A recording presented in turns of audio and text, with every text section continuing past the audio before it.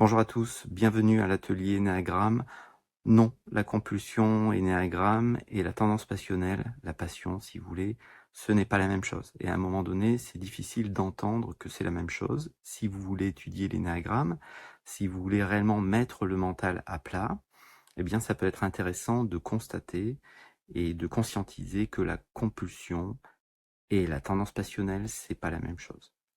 L'énéagramme, c'est comme le solfège, si vous voulez, vous n'êtes pas obligé de l'apprendre totalement pour jouer d'un instrument et d'ailleurs très bien en jouer. Vous pouvez tout à fait eh bien, naviguer sur des gammes, par exemple, et certaines gammes peuvent vous permettre vraiment de jouer très bien de la guitare.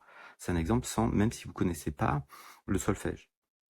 Donc encore une fois, si cet aspect théorique ne vous intéresse pas, bah, c'est parfait. Mais si réellement vous voulez conscientiser ce qu'est l'énéagramme, conscientiser et mettre surtout le mental à plat, alors il y a des confusions que vous ne pouvez pas faire, vous ne pouvez pas tout mélanger. Voilà.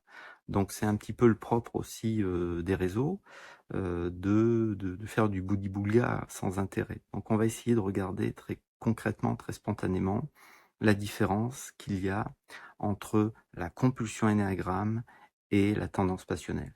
La compulsion énéagramme, c'est une sensation qui est reliée au moment présent que l'on veut éviter. Et donc on veut éviter quelque chose, et c'est quelque chose de totalement automatique.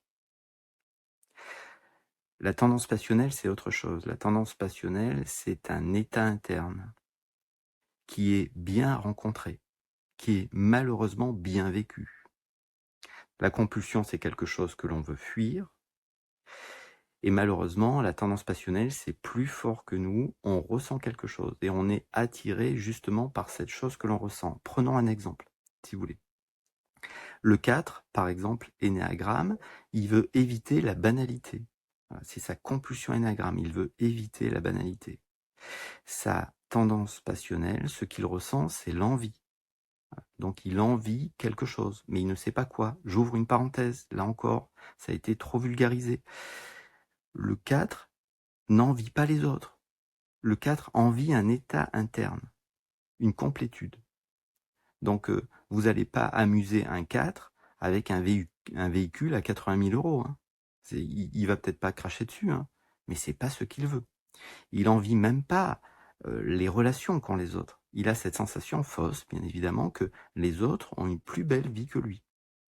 Donc là, si vous voulez, vous avez une différence très très distincte entre je veux fuir quelque chose et je suis attiré, j'ai envie de quelque chose d'autre. C'est pas la même chose. Entre fuir et avoir envie, c'est pas tout à fait la même chose. Donc la problématique, c'est que vous avez comme ça bon, je critique pas, vous avez des formations qui se baladent comme ça et qui prétendent que c'est la même chose. Non, c'est pas la même chose. Donc effectivement, après, quand on vient à travailler son énéagramme, les choses sont différentes, puisqu'on va dépasser justement ce filtre mental, ces connaissances mentales, pour faire de la rencontre sensorielle. Et là, on est à peu près, on va dire tous d'accord, dès que vous ouvrez la littérature de l'énéagramme, même les plus contemporains prônent, entre guillemets, la méditation. Qu'est-ce que c'est que la méditation? C'est être avec ce qui est comme c'est, à commencer par ce que l'on ressent. Et là, effectivement, sous les épaules, il y a un univers qui est totalement délaissé. La seule chose qu'on en fait de ce qui est ressenti sous les épaules, c'est je ressens de l'émotion, et encore les émotions, c'est de la souffrance pour certains. Donc la problématique, c'est que ce que l'on ne veut pas rencontrer, déjà on le renforce, parce que c'est de l'énergie, alors c'est New Age si vous voulez ou pas, mais tout est énergie dans l'univers, donc ce que l'on ne rencontre pas, on le renforce. Voilà, si vous avez peur des chiens, si vous n'allez jamais regarder ce que ça fait que d'avoir peur des chiens, eh bien ça va structurer, ce n'est qu'un exemple hein, bien sûr, ça va structurer une croyance, les chiens sont dangereux, tous les chiens sont dangereux, et donc ça va créer des croyances et des comportements.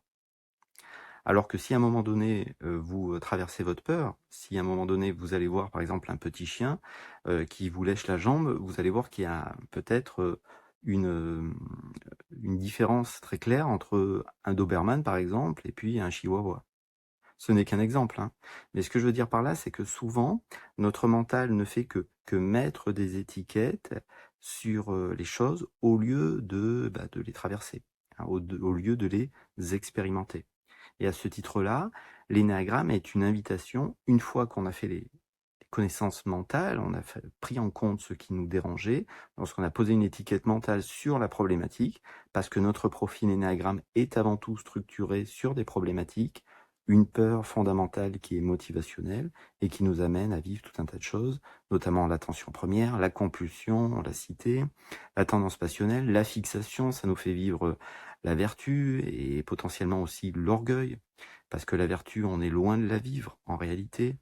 Certains d'entre nous, on voudrait voir l'énéagramme comme un outil de développement personnel. J'ai plus qu'à prendre les 9 vertus de la conscience et avancer avec ça, mais enfin, c'est pas possible. Voilà, c'est à un moment donné, il faut être sérieux.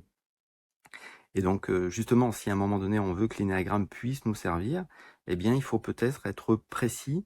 J'espère que je suis pas trop tatillon, hein, mais il faut être précis à un moment donné sur, justement, sur certains aspects souffrants, certaines choses qu'on peut être amené à vivre. Parce que l'énéagramme, c'est une invitation à de l'observation. Une fois qu'on a conscientisé effectivement ce qui nous bloque, la problématique, à un moment donné, il s'agit d'être plus présent, plus conscient, de se voir ressentir, de se voir agir, et puis aller progressivement vers la spontanéité. Donc, à un moment donné, personne mieux que vous pourra expérimenter ce que c'est que d'être un 4, si vous êtes un 4. Personne mieux qu'un 6 peut expérimenter ce que c'est qu'être un 6.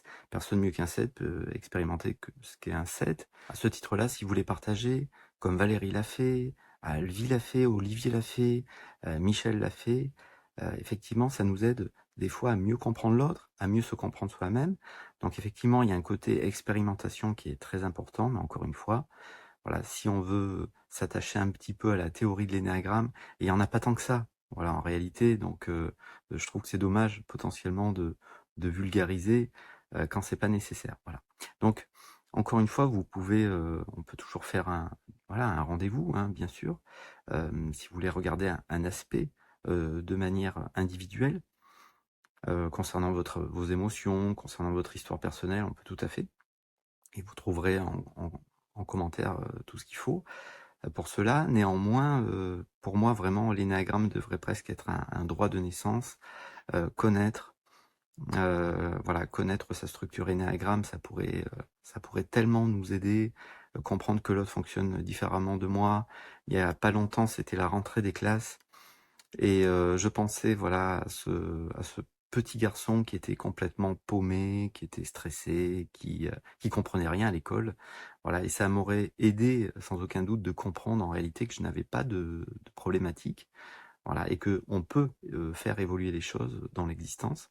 On peut faire abaisser de beaucoup le niveau de stress, ça je vous le dis, et c'est vrai, voilà, tout simplement. Donc voilà, c'est une invitation, l'énéagramme. Et c'est une invitation multiple. Déjà comprendre la vie du mental, dépasser aussi potentiellement certains automatismes. Enfin, c'est riche. Et je me dis que c'est un peu dommage des fois de vulgariser. Ici s'arrête cette toute petite causerie peut-être. À bientôt, voilà, au revoir.